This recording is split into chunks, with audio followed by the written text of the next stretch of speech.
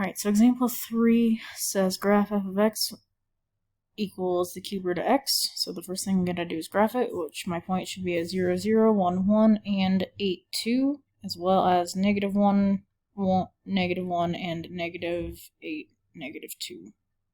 Let's go ahead and graph those. Alright, so the next part says describe the derivative of f of x as x approaches 0 from the left and from the right. So from the left, it looks like my slope is dang near 0, but it's not quite 0 because it's pretty flat. And then as I keep approaching 0, I see that my slope gets steeper and steeper and steeper and steeper. And it actually ends up almost going vertical, dang near 0. So that one's approaching positive infinity. And then from the right, I see that I'm really flat over here, getting a little bit steeper, getting a little bit steeper, getting a little bit steeper, until I'm dang near vertical there as well. If it was zoomed out, it'd be a little bit more obvious actually from once. But basically, as x approaches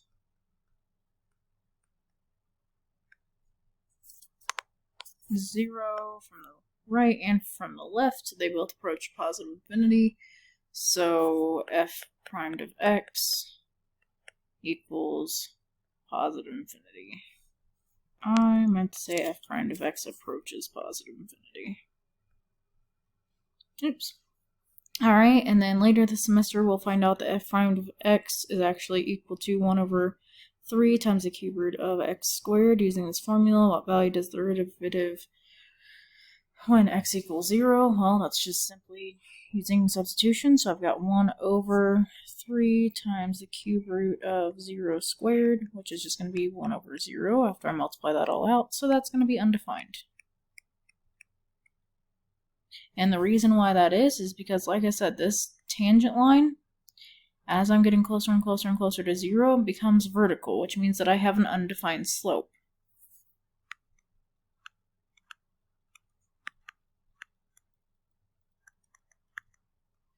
Alright, so the last 3 examples, along with a graph that is not continuous, or any graph that is not continuous, are not differentiable.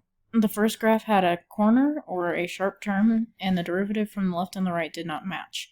The second graph had what we called a cusp, where the secant lines were approaching positive and negative infinity from one side, and negative infinity from the other.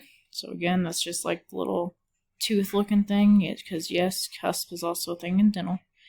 And the third graph is the vertical tangent line, which we just talked about, where the secant line slope approaches positive or negative infinity from both sides. So the first two, both the corner and the cusp, I'm going to end up referring both of those as pointy places, because honestly, the AP test does not give a crap whether or not we know it's a corner or a cusp. They just want to know if you can take the derivative there. Ta-da!